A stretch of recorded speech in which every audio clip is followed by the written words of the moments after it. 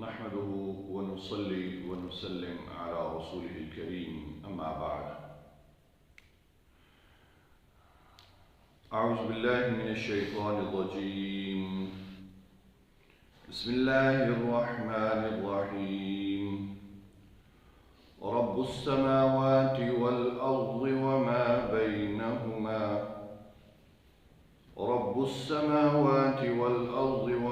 بينهما فاعبده واصطبر لعبادته هل تعلم له سميا. صدق الله العظيم.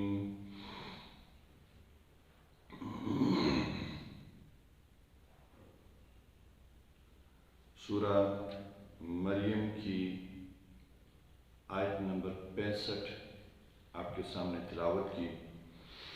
اللہ رب العزت ارشاد فرما رہے ہیں رب السماوات والارض وما بینہما. وہ رب ہے آسمان کا اور زمین کا اور ہر اس چیز کا جو ان کے درمیان ہے. فاعبدہ، بس اسی کی عبادت کرو. واصطبر لعبادتہ، اور اس کی عبادت پر مضبوطی سے قائم رہو. هل تعلم له سمیا، کیا تم اس کے ہم پلا ہم نام کوئی ہستی جانتے ہو؟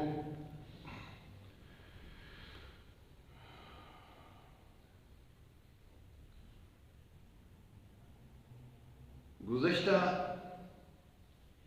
آیت میں اللہ رب العزت نے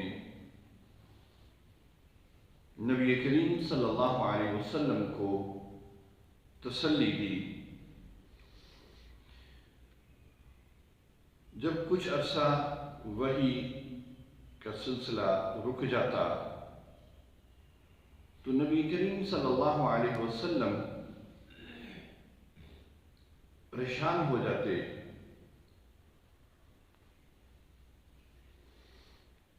اور آپ صلی اللہ علیہ وسلم اور صحابہ کرام منتظر رہتے، وحی کے منتظر رہتے. اور جب جبرائیل امین آتے، بخاری شریف کی ایک روایت میں ہے کہ جب جبرائیل امین آتے تو آپ صلی اللہ علیہ وسلم ان سے یہ کہتے کہ آپ جلدی جلدی کیوں نہیں آتے، ہم اداس ہو جاتے ہیں، آپ بار بار آیا کریں، جلدی جلدی آیا کریں. تو جبرائیل امین نے یہ عرض کیا کہ میں اپنی مرضی سے نہیں آتا، اللہ کے حکم سے آتا ہوں. اللہ کے حکم سے آتا ہوں، جب اللہ کا حکم ہوتا ہے تو میں آتا ہوں. اور آپ صلی اللہ علیہ وسلم کو یہ تسلی دی کہ آپ کا رب آپ کو بھولا ہوا بھی نہیں ہے، آپ سے ناراض بھی نہیں ہے، اور جب حکم ہوتا ہے اس وقت وحی آتی ہے.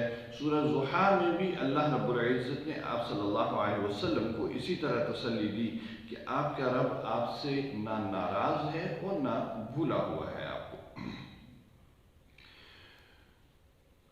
آج کی آیت میں اللہ رب العزت نے اس کائنات کی ہر چیز پر اپنا حق بتایا کہ اللہ ایسا قادر ہے کہ اس کائنات کی ہر چیز اس کی ہے. رب السماوات والارض وما بینہما، آسمان اور زمین کے درمیان، یہ آسمان اور زمین اور اس کے درمیان جو کچھ بھی ہے وہ سب کا سب اسی کا ہے، وہ سب کا مالک ہے. اور اللہ جب ایسا ہے، ایسا مالک ہے کہ کوئی چیز اس کی ملکیت سے باہر نہیں، تو پھر اسی کی عبادت کرنی چاہیے. فاعبدہ، پھر اسی کی عبادت کرو، اس کے سوا کسی کی طرف متوجہ نہ ہو.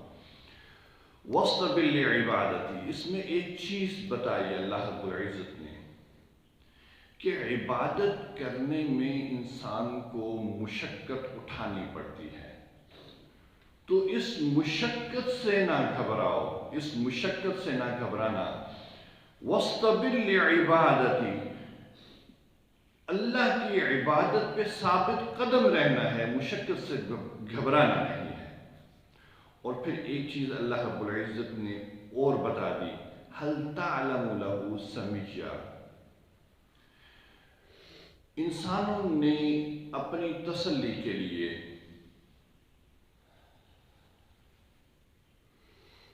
کبھی وہ بتوں کی پوجا کرتے ہیں، کبھی وہ درختوں کی پوجا کرتے ہیں، کبھی وہ انسانوں کی، کبھی فرشتوں کی، مختلف ہستیوں کی پوجا کرتے ہیں، ان کی عبادت کرتے ہیں، اور ان کو مختلف نام بھی دیتے ہیں، مختلف نام بھی دیتے ہیں۔ ہر کسی نے جس کو معبود بنایا ہوا ہے اس کا کوئی نام رکھا ہوا ہے اس نے، لیکن آج تک کبھی ایسا نہیں ہوا کہ کسی نے اپنے معبود کا نام اللہ رکھا ہو، آج تک ایسے نہیں ہوا اور نہ ہوگا۔ یہ اللہ کا ایک خاص نظام ہے کہ اللہ نے یہ لفظ سے اللہ صرف اور صرف اپنے لیے چنا ہے، کسی اور کو نہ تو کسی اور کے اندر یہ صلاحیت ہے کہ اس کا نام اللہ رکھا جائے، اور نہ کوئی اس کو اختیار کر سکتا ہے۔ اللہ رب العزت نے فرمایا هَلْ تَعْلَمُ لَهُ سَمِيًّا، کیا تم نے کوئی اللہ کا ہم نام کوئی دیکھا ہے کہ لفظ اللہ کسی اور کے لیے رکھا گیا ہو؟ کیا آج تک کسی نے ایسا دیکھا ہے؟ اللہ کا کہ نہ تو اللہ کے نام میں کوئی شریک ہے اور نہ اللہ کی صفات میں، جو صفات ذاتیہ ہیں ان میں کوئی شریک ہے۔ اللہ تعالیٰ نے قرآن مجید میں جو معبودان باطلہ ہیں ان کے بارے میں کہا ہے، کیا تم بتا سکتے ہو کہ وہ کسی چیز کے خالق ہیں، کسی چیز کے مالک ہیں، کوئی چیز انہوں نے بنائی ہے، کوئی ان کے پاس قدرت ہے؟ تو نہ اللہ کی صفات میں کوئی اللہ کے ساتھ شریک ہے، نہ اللہ کے نام میں کوئی اللہ کے ساتھ شریک ہے۔ تو اللہ رب العزت نے فرمایا هَلْ تَعْلَمُ لَهُ سَمِيًّا، کیا تمہیں کوئی ایسی ہستی معلوم ہے کہ جو اللہ کی ہم نام ہو؟ ہم نام ہونا تو بڑی دور کی بات ہے، وہ اللہ کی صفات میں بھی شریک نہیں ہو سکتے۔ اللہ تعالی ہمیں قرآن مجید میں تدبر کی توفیق